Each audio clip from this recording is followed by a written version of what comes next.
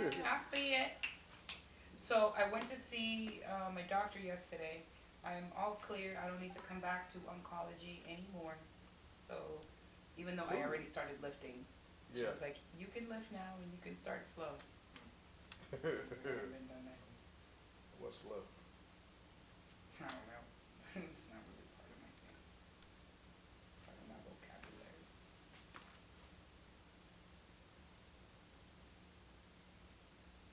All right, so you ready? I'm ready. I don't know what kind of questions you're gonna ask me. Me neither. Anything you don't want to talk about before we get started? No. No. No. Because if that's the case, I'd be like, I plead the fifth. I'll plead the fifth on it. All right. So. Promise. I will plead the fifth. Or yeah, I'll plead the fifth. Okay. That don't reveal what you heard that too. It does? Yeah. Okay. As long as you're happy. Yeah. It's your vision. All right.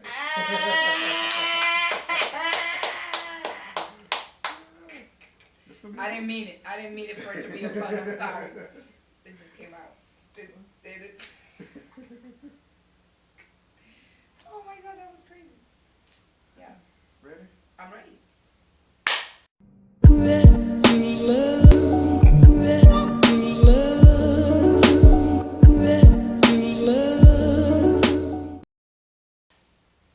How you doing, guys? Tracy Lucas here, LVP Lucas Business Podcast. Today I have one of the models that I look up to, that I think is a phenomenal woman in general. She goes out her way to help you with any situation that she can. And we got here Miss Karina. How you doing? I'm good. You're too kind, Tracy. Really. What? You're just too kind. That really touched my heart. Thank you. Because you are. I feel like I can talk to you about anything that's going on. We need people to talk to.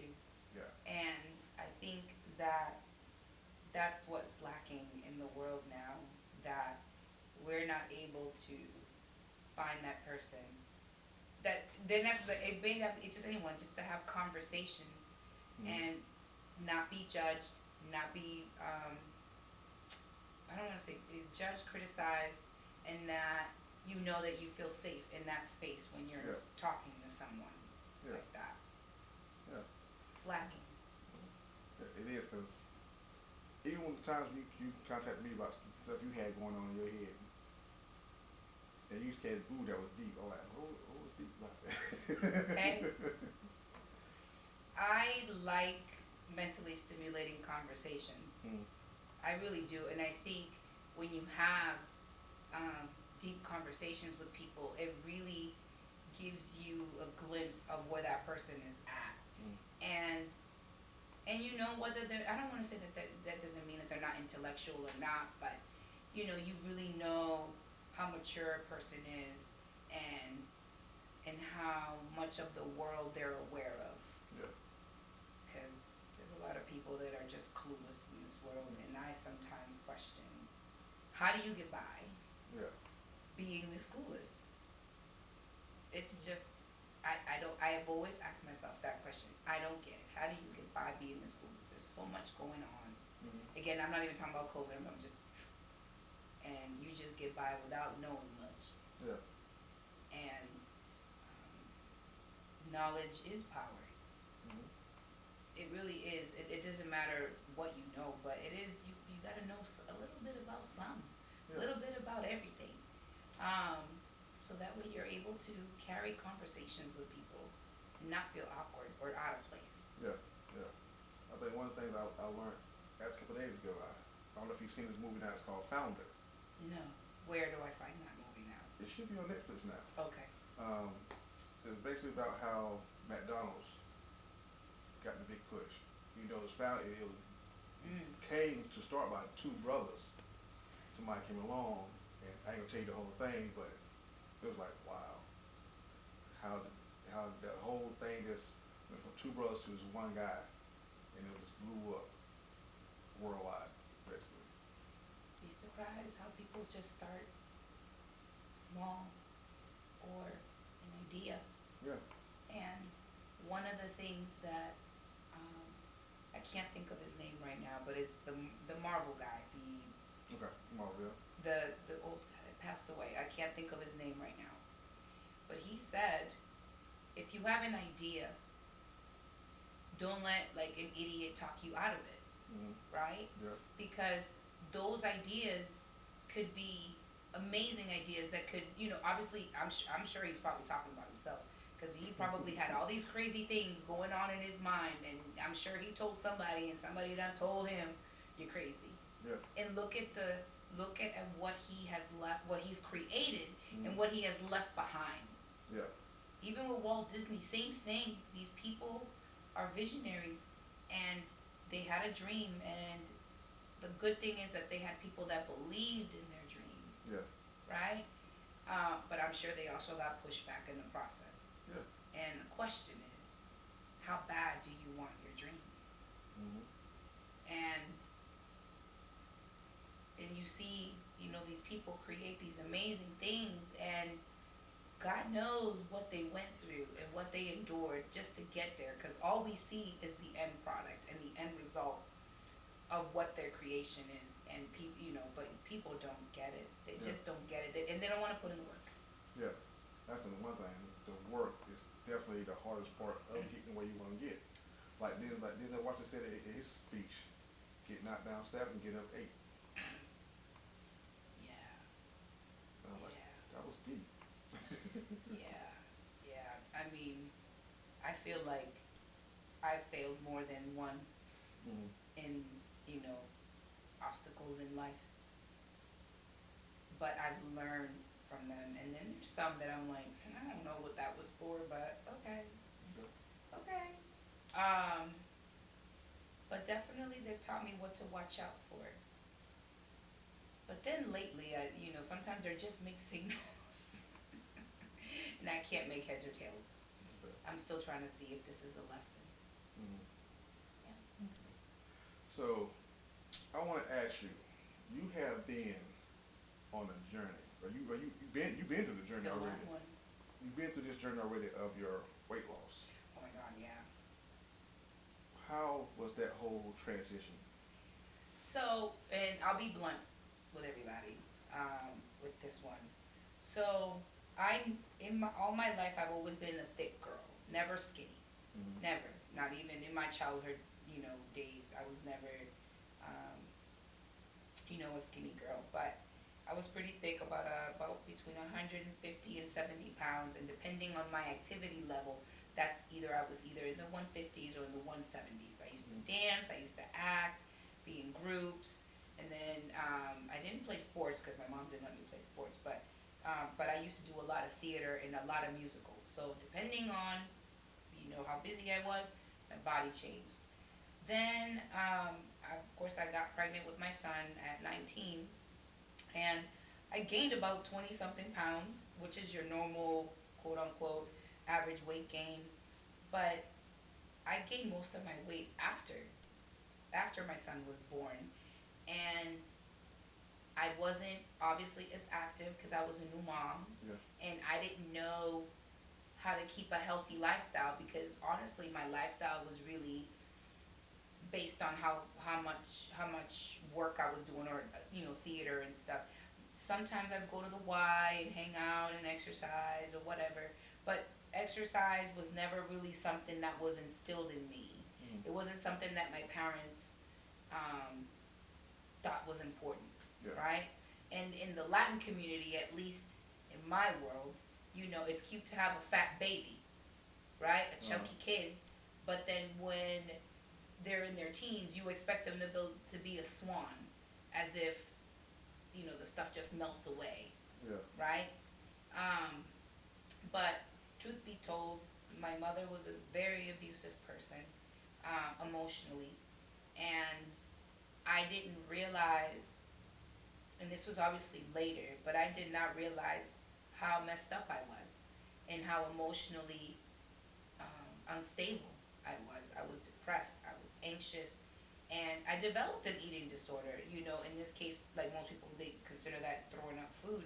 But when I was feeling some kind of way, I stuffed my face. Just like somebody would do drugs, just like somebody would drink alcohol, just like somebody would go gambling. You know, I equated comfort or those endorphins that, you know, come in your brain with food. And before you knew, or before I knew, I was 270 pounds, right? I thought about gastric bypass for my wedding, but the risks were too great back then, so I backed out and I chickened out and I didn't do it. So I had my daughter and I lost weight with her. I lost weight being pregnant with her, and I even lost more weight after her. And I think it was because, you know, 2 kids. My son was ADHD. He was very demanding. So I also developed postpartum depression with after my daughter was born, because I couldn't manage my son and then a new baby, right? But eventually, you know, food comes back, right? You start stuffing your face, and before you know, I was 300 pounds. My back was hurting me a lot.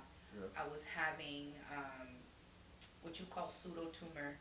Basically, because you're so big, you build up fluid in the back of in your head, which then now affects your vision. So if I were to get down and pick up something or pick up my kids, I would literally lose my vision. And the doctors, you know, kept warning me, you need to lose weight, you need to lose weight. And I tried. I tried the fat diets. I tried going to the gym. And I needed a good support system, which I didn't have, because my husband, it's always been my husband and I, you know, against the world. And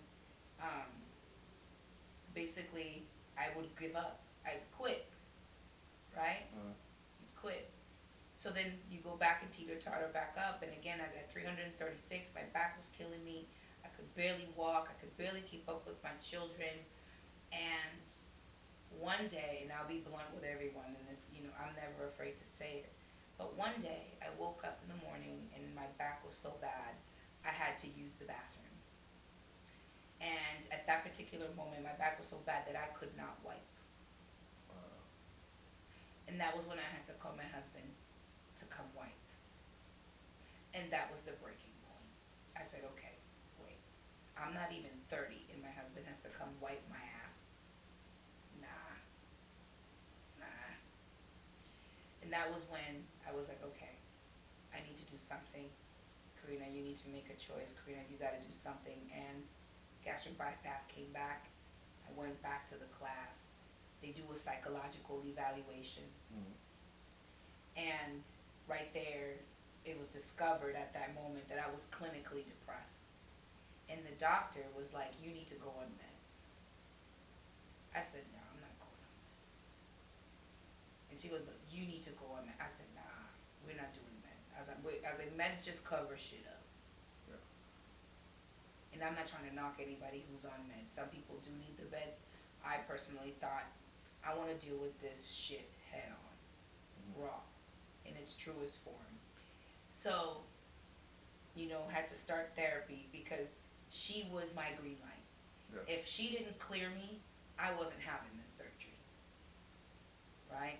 Told my mom about it, and she goes, oh, just say whatever you gotta say so you can just have the surgery. And in my mind, I'm like, did you not hear me say that I'm clinically depressed? And she didn't care, because what she cared about is me looking good, not about my mental or emotional well-being. And that was, you know, the issue. I'm like, you know, nobody cares. My husband cared, but I'm talking about like in my mom and my dad. I was like, nobody cares. I said, all right, well, let me do this. And it took 8 months of really hard therapy twice a week. And at the same time of me doing that therapy sessions, I got sick. And I ended up having a hysterectomy after. At 29, I had to lose my uterus. And that was another layer of depression that you add to all the crap that you're already, you know, dealing with. So at that moment, I'm like, oh my God, I'm not a woman. I'm not, even though at the time I didn't want kids, but that was my choice. Now that choice was literally ripped away from me. So being in therapy came at a right time. So I got to deal with that. And then, of course, she prepares you for the people that you're going to lose. because of this change that you're about to partake. Because in reality, some people like you fat. Some people will. Yeah. Because it makes them feel better that you are, one, bigger than they are, or you're emotionally unstable. So she prepared me for that as well. I had the gastric bypass in July 2010, and the transition wasn't. It was hard because, again, what I know now that technology has changed, and there's so many other ways that they can shrink your stomach or whatever, but the gastric bypass is so evasive. Yeah. And they reroute your digestive system, and plus your stomach turns into the size of your thumb. Yeah. So you have to be very careful what you put in your mouth, right? Yeah. Because if not, you're gonna throw it up, or you're gonna have, for me, I get sugar high, right? If I have something really sweet or too much of something sweet, forget it. I get sugar high. I literally just like getting drunk. Yeah. Or high. It's like that. So, and this is 11 years later, I still have to watch my sugar intake. And I don't really eat a lot of sugar, but there are days you just want something sweet. Yeah. You can't really drink anything carbonated, especially in those early stages. Yeah. Carbonation expands your stomach, and it doesn't feel good. Throwing up is the worst. Even again, still to this day, if I overate or something, and I have to throw up the food, or my body will not agree with what I ate, forget it. And then after that, I'm down for the count. But in my journey, I had to find out who was with me, who was not. My husband also had a problem with my transition. Really? Yes. That was discussed in therapy. Because again, as people know you as being this big, and then all of a sudden, you're making all these changes, you're losing all this weight, you're looking better, you have, so now you get attention. And he wasn't used to that attention. Yeah. Right? Even buying clothes was a problem. I don't think he was just very comfortable with change. Yeah. Period. It was a hard thing Yeah. to do. Yeah. But again, I tell people that do this surgery, it's mental. It is literally mental. If you don't get your mental under control, you will end up exactly back at whatever weight you used to be. And then what you did to your body will literally be in vain. Yeah. So, you have to take care of the mental aspect of things, because there's a reason why we got there in the first place. And if that's not addressed, it's pointless to even have the surgery, in my opinion. And again, I still battle with eating. I still, I'm just now more able to figure out if this is I'm hungry or I'm being emotional. Yeah. Right? But I have to be very conscious about what I put in my mouth. And then you also have to take care of yourself. You've got to take your vitamins every day. I'm not always good at that, I'll be honest. But if you don't take your vitamins, your body will literally deplete it from your bones. And then it's just not good for you. And it's still self-acceptance. Still, to this day, even though I'm thin the way I am, I'm still thinking, I still see the 336-pound woman.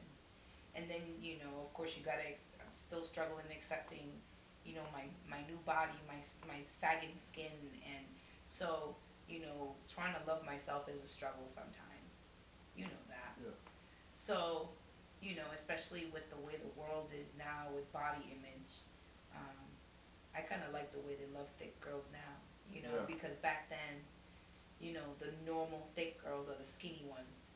And I was those normal thick girls back then, and I was still, considered fat then. And my mother still criticized me still. And it's just hard to deal with. So I had to really figure out who I was. And none of that came like right after surgery. These things came way after surgery. So I think maybe 3 or 4 years after I had the surgery, that was when I kind of had my epiphany, my aha moment. Um, but in the end, you gotta choose you. Yeah. You have to. It's important. And then, of course, after that, one thing I discovered was joy. You gotta find joy. Mm.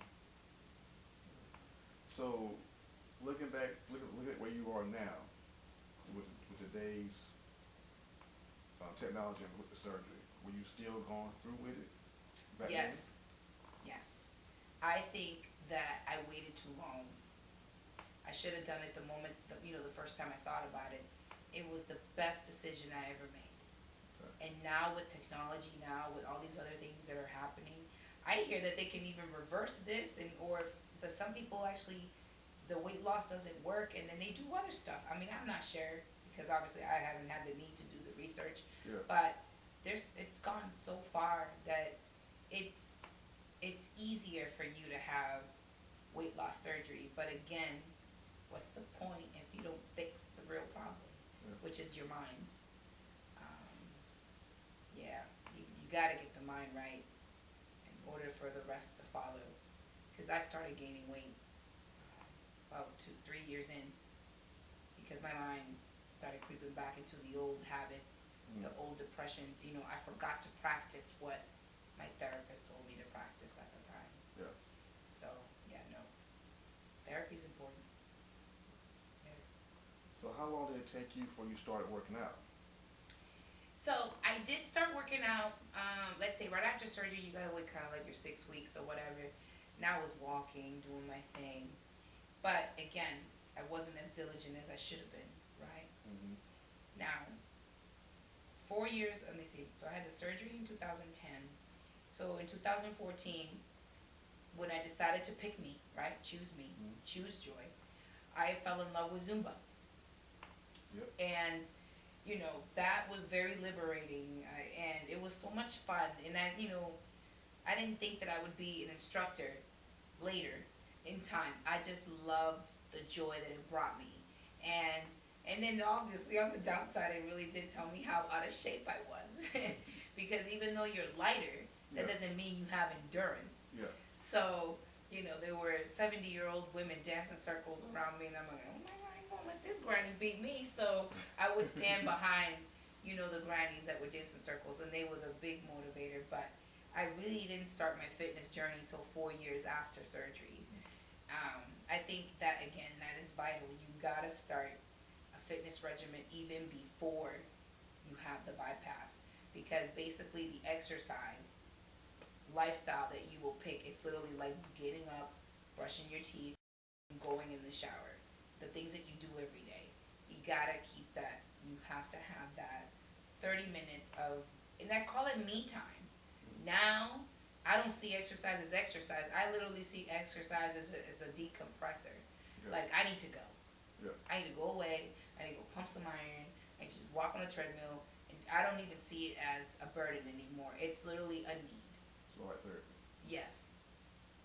Exactly. It's literally a need. And again, it's liberating. It's the best thing ever. So when did you start being an instructor with Zumba? I see you in a picture. You had a weight like this right here.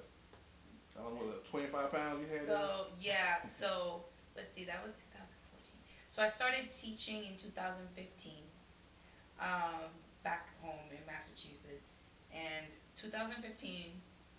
No, wait, was it 2014? No, I started teaching that late in the year from me starting, and I ended up opening up like my little studio in 2015. Everything happened so fast. Yeah. But that's because I'm ambitious, right? When I want something, I'm gonna go get it.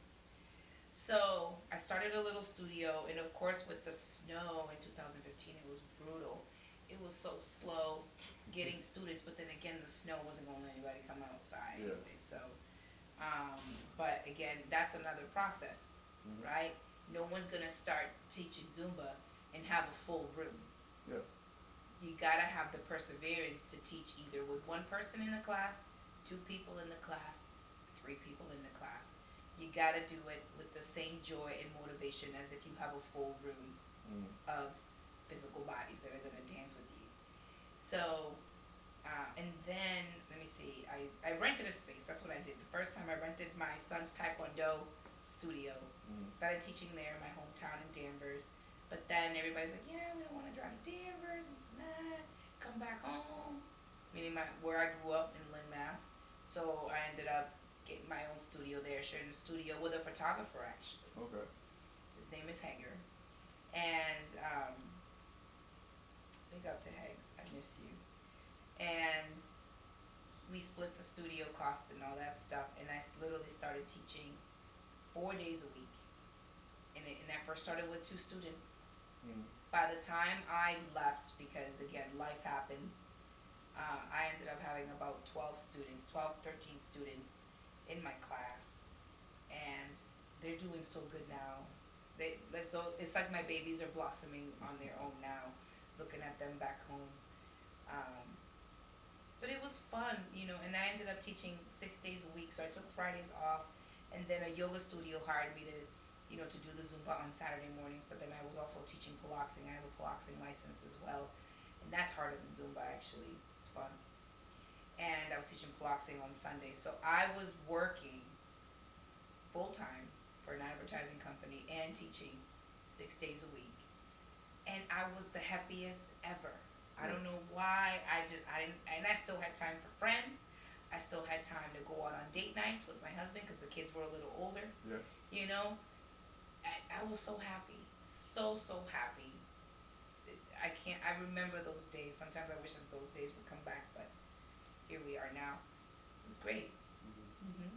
Okay. So how did the whole modeling come about? Okay, that I never thought of myself as a model. Forget about it. I already told you with my sometimes high and not low self-esteem, and me, my mom just not making me feel pretty, and me not feeling pretty. So at church, one of my, I call them church sisters, she was doing like a little fashion show for the church. And she was like, hey, you got style, would you like to model for me? And I'm like, sure. And of course, my walk was horrible, it was horrid. But it was for the church, why not? Let's do it. And then she did another show. And she was like, Karina, do you want to do it? I said, sure. And I ended up doing 2 or 3 shows with her. And then, of course, sometimes she was like, hey, she would see my makeup. Do you want to do makeup? So I would do some shows with her that I was the makeup artist. No biggie, whatever. But then an agent reached out to me. And that was kind of weird how he found me, but it's whatever. Yeah. And he gave me the whole spiel about potential and all that stuff. And I'm at a point in my life now that I'm just like, if it seems interesting, sure, try it, because you don't know where it's gonna take you. So now I'm much more up to doing new things. I don't really say no to new things. Yeah. I'll try it. If I like it, great. If I don't, oh well. I can't say I didn't try. Yeah. And that's what modeling was for me. I didn't think I was no model, and I was like, okay, sure, this ought to be fun. We'll see how it goes. And that's exactly my approach. My approach was just from a point of joy, trying something new, trying something different. And I think that's another advice for people, that you should try new things and try different things and step out of your comfort zone, because you grow in your discomfort. Okay. Yeah. How does the husband feel about your modeling? What does my husband feel about my modeling? Yeah. Well, that's mixed signals. That depends on the show or the photo shoots. Okay. The shows, I hate the fact that he doesn't get to come to them often because he works so much. So he doesn't get to see, the craziness that goes behind the scenes, although there was one time he did see how chaotic it is back there. But, he doesn't get to really see the end result of all the hard work I put in. Yeah. All the rehearsals and things. He doesn't get to come, and that's sad. Now, sometimes he gets to come to the photo shoots. Again, his work schedule is insane. But I've been able to kind of get him in a few. And he doesn't understand that, a photo shoot could be 30 to 40 minutes to hours, depending on the kind of shoot that you're shooting. And also depending on the photographer. Depends on how organized that photographer is. So he tries to build relationships with the photographers as I build relationships, so that way we have that level of trust. Because if he doesn't trust that photographer, there's no way in hell that I'll be doing that. Yeah, because I got some good photos in too as well. Yeah, you do. Yeah, you do. Oh, did you know that he put one of your pictures on some dad bod competition thing? Oh, did he? Yes. Yep, it's on my wall. You gotta check it out. So now I guess he's asking for votes and stuff. Oh yeah, some dad bod picture. Yeah, he's got one of yours. Oh my God, that was so exciting. And let me tell you, that day, he wasn't even gonna come to that shoot, and I said, you need to come so that you can get an idea of what we do. Yeah. Because he thinks that everything is just so easy, and it's not. Especially that day, it was hot. Yeah, it was. It was hot, and it was just brutally hot, and we as models have to make it look like it's great, it's wonderful. Come over here, come chill with us. But while we're dying, and of course he's like, I don't know how y'all do this. I'm like, I'm telling you, this is what we do sometimes. So he got to have a glimpse of what a shoot is like. And I told him, I was like, that's nothing. I'm like, that was just us little people. Most of the time it's like 20 people. It's worse. Yeah. I was like, you got to see this with a minimum group of models. I'm like, this is nothing. So what has been the best experience that you had since you started modeling? Hold on, let's go. The best experience, I'm going to say meeting people. I've met so many wonderful people along the way. So many wonderful people along the way. And of course, and I've learned a lot from them, but just being able to connect, because I'm a connector. I love being with people and I like talking to people. So meeting all these wonderful people in my life that I now call model sisters or model brothers, and it, for me, it just adds more people to love for me. And of course it's been, a learning curve, because, I feel like my walk is still, it's alright.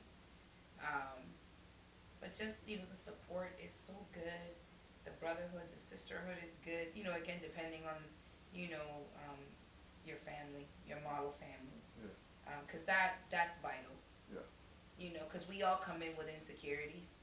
We're always thinking that we don't have something, or that we're lacking something, or we can work, grow or work differently on. So it's nice to be able to have that model sister or model brother that you can bounce ideas off of and practice with, and critique each other, again, in a good way with no judgment. Again, I call it being naked with someone. You tell someone your insecurities, and I'm not comfortable with this, what do you think of this? And it's really nice to have, those group of women and men that are just so supportive. And because my husband is not around, I feel like they're my little cheering section. I don't really have a cheering section. It's not like I have people that come and see me walk. My husband doesn't come see me walk. My kids really, obviously with COVID, obviously with some COVID situation, my daughter is so scared of COVID, and my son, who cares, he's 20, he's 20. I'm like, you know how many models you would love? Like, there's girls like your age. So, although there was a photo shoot that we went to last year, and he ended up coming with me, because my husband didn't want me to come alone, but he ended up finding a car crew.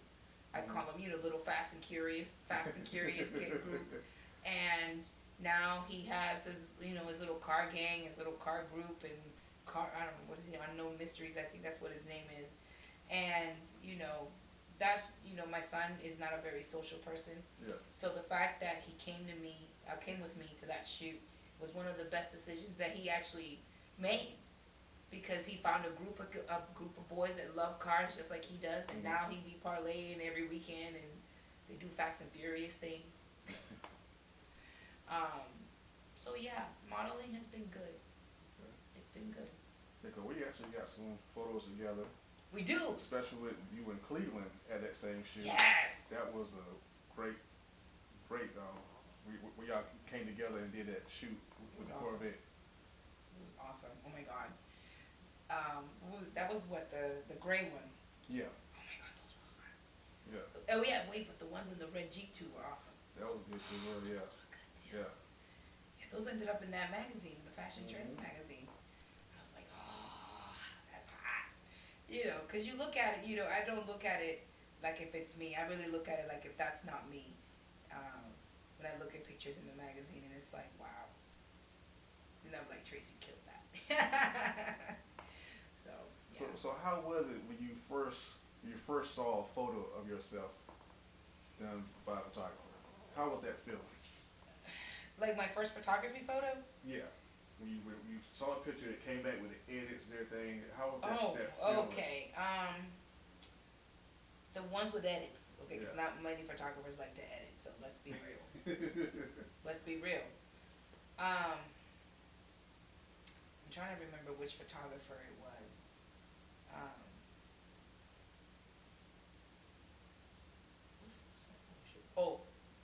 The Mad Men shoot. I did a Mad Men shoot with a photographer named Kate. But Amora was the one who kind of set it up because she does a lot of theme shoots.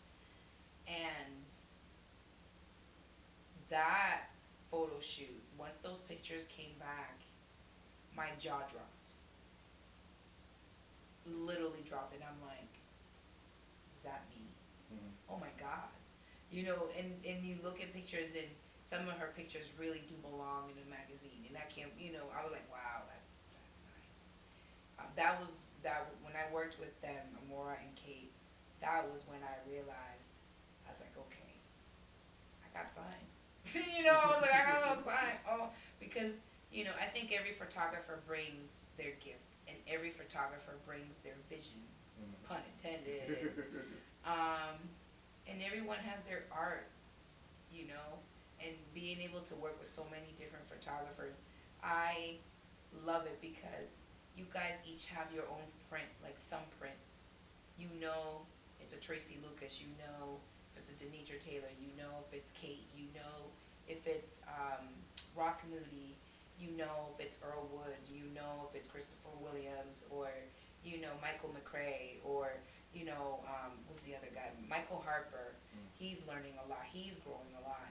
And he was the first, you know, photographer that I worked with here in North Carolina. So, you know, Michael will always have a place in my heart, always. Michael Harper. So, you know, and like I said, but working with, you know, like real photographers that do the edits, very few, you know. So when you look at these pictures, I'm in awe and so thankful that you guys chose me to be behind your lens, or in front of your lens, so to speak. Yeah. Well, when I first saw you, it was actually a picture on Facebook. You was with Sheena, I think Ashley was there, and y'all was downtown with another photographer. And it was a selfie picture. And my first thought was, who is that? That was Dion Wingate's book signing. Okay. Yep, that was at the goodness, I can't. Was it the Big Easy? There, yes. I was wearing a dress, right? I don't know. It was basically a shot from the waist up, so I couldn't tell exactly what it was. Well, Ashley always has her puff. Fabulous fro. Did Sheena have a green dress? Like a green? I believe so. Yeah, that was the book signing for Dion. Yeah, that was just from my phone. Well, what'd you think of that? I was wondering who you was, because the picture looks, so you look fabulous as always. Oh, again, too kind. And I was like, I need to find out who that is. And then she told me who you was. Then we had a photo shoot scheduled, and I messed that up. Yeah. Yes. My 40th birthday, you made me cry, Tracy. I'm telling you, I cried like a little girl. I'm not gonna lie, because I prepared. Me with all my stuff, I prepared. I was like, I'm 40. I'm gonna turn 40. I'm gonna do all this. I got all these cute dresses and shoes and bags, and it didn't play out that way. Yep. It was, it's my party, and I cry if I want to kind of day. But it's all right. Look at us now. Water under the bridge. Although my husband, he was like, but he left you hanging. How can you want to work with it now? And I'm like, wow. I was like, babe, we gotta forgive people. I was like, we can't live like this. I'm like, and besides, you never know. I was like, we might get some beautiful images. And plus, I was already looking at your stuff. I was just like, because Anzula was the one that I saw the most, and she's so beautiful, and your pictures with her were just, I was just like, that's all I can say, oh my God, and I was like, I just love how you work with her, and I always kept saying, I wonder if that'll be me one day, even though, like I said, even though things didn't work out that first time, I was like, you know what, I'm gonna do it. And he was like, are you sure? I'm like, yeah, we're gonna do this. And we had fun that day, out on the jet ski. Oh my God, yes, yeah. yes. It was kind of hard to pull you and Isaiah back in. I kept doing like this. Come on in, y'all.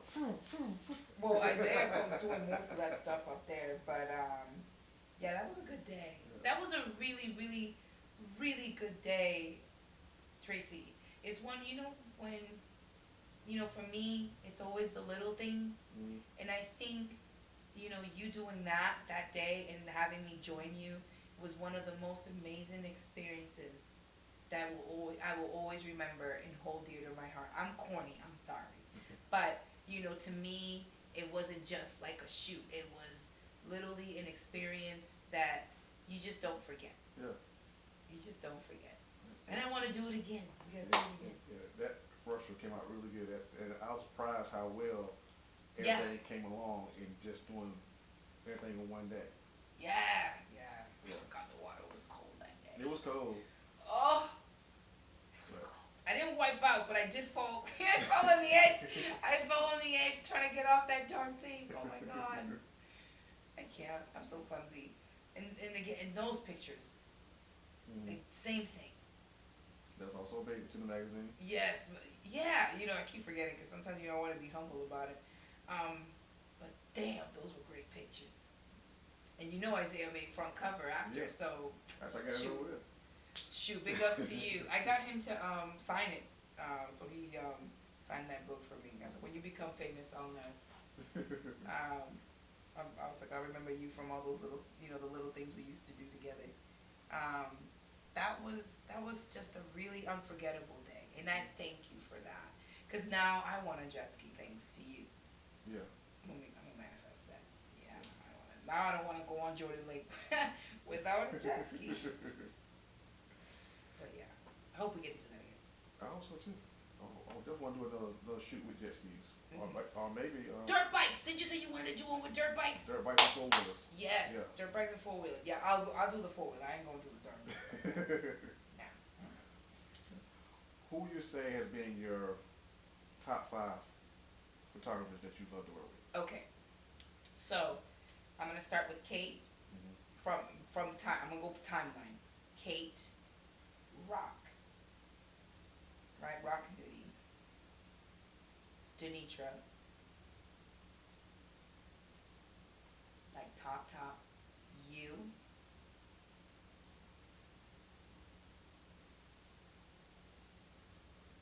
God, this one's tough. The 5th one's tough. It's a toss between Earl and Michael McRae. Okay. I'm gonna say Earl. Earl. Earl. What's been the best photo shoot you done? Oh man, that's hard. You got a lot. Oh my God! Wait, you gonna put me on a spot like that? Oh, can I do top 3? Just do it. Top 3. Oh, jet skis 1. Right? That's 1 because that that was just unforgettable. Then, darn it! Wait, that's okay. Should I do Mad Men or my 1920 shoot? I'm gonna do 1920. 1920 shoot with Rock Moody. Mm-hmm.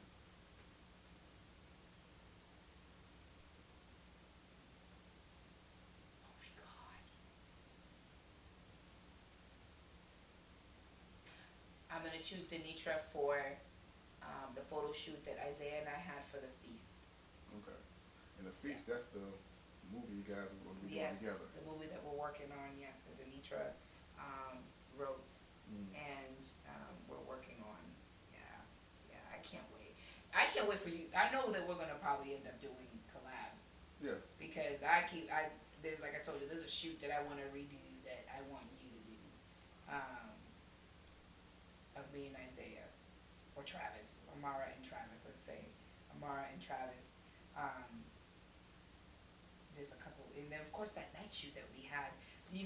I never had a night shoot, so you opened my eyes up to obviously a different realm of images that are amazing. So, my mind got, literally goes to the feast because a lot of the things that we're gonna do in the movie are night. So I have so many ideas in my mind that it's disgusting. That I'm, and you just don't, should I do it? Should I not do it? And especially with Amara, with the character in the movie, she's so, I want to say versatile. I kind of want to bring her out as we get closer to filming. Okay. Mm-hmm. So is she like an alter ego of yours? Yes, she is an alter ego of me. She really is. And it's fun. That'd be a great shoot.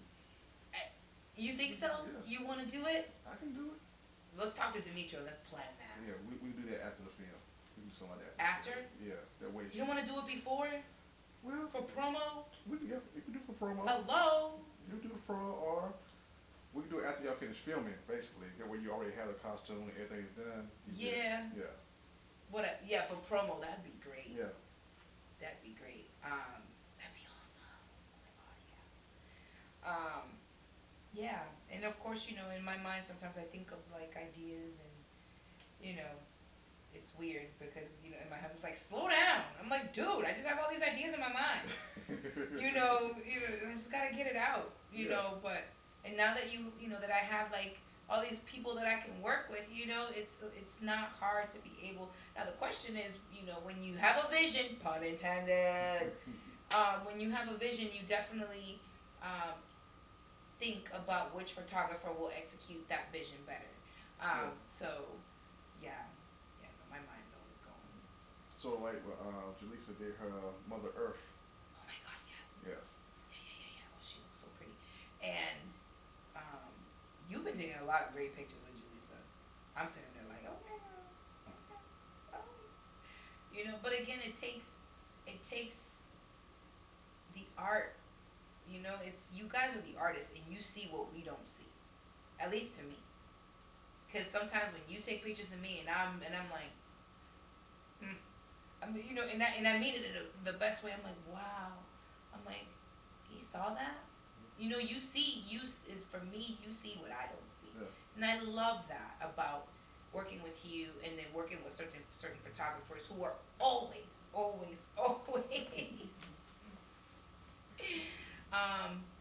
seeing a vision that I don't see. Yeah.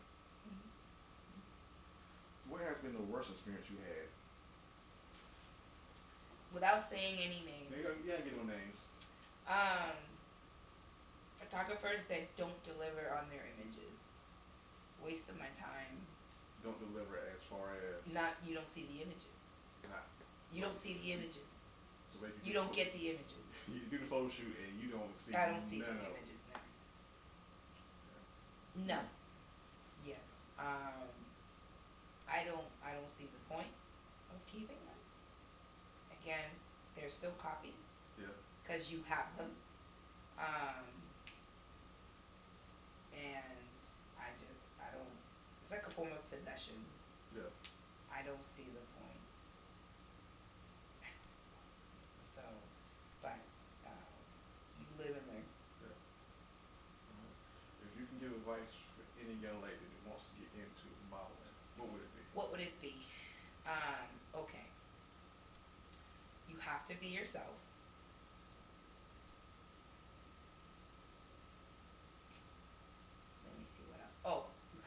prepared. So with modeling, I'm a mom and I work full time, but most of these young ladies probably have a little more time in their hands than I do. But you definitely gotta be prepared. Have your bag ready. And one of the important things, try to learn how to do your own makeup. No, don't be like this fabulous makeup artist, but definitely try to learn how to do your own makeup, because a lot of these shoots, there will not be an MUA provided for you. Yeah. So either you're gonna pay someone to do it, or you work on learning how to do basic makeup yourself. Especially that the way you like it. Let's see what else. So be yourself. As a model, do your research on the photographers. Do your research on agencies, because not every agent is good for you, and not every agent has your best interest at heart. You gotta do your research. What else? Tell me something.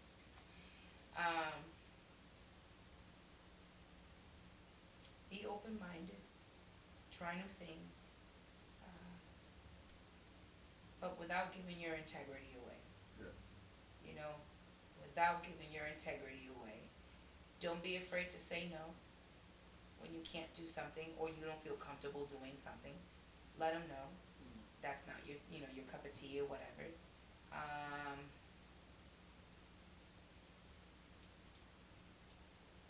What else? Have a healthy diet, I would say, because skin matters. If your skin doesn't look good, then it's gonna, no matter how much makeup you put on, you're still gonna see it. Especially, I know that maybe people can edit the hell out of a picture, but still, have good hygiene. Definitely good hygiene. Like I said, as a model, you can't be going to places smelling these designers' clothes. It's just gross. Be on time. What else? Always smile.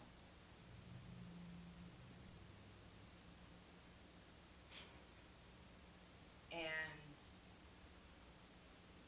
find what works for you. That's about it. Okay.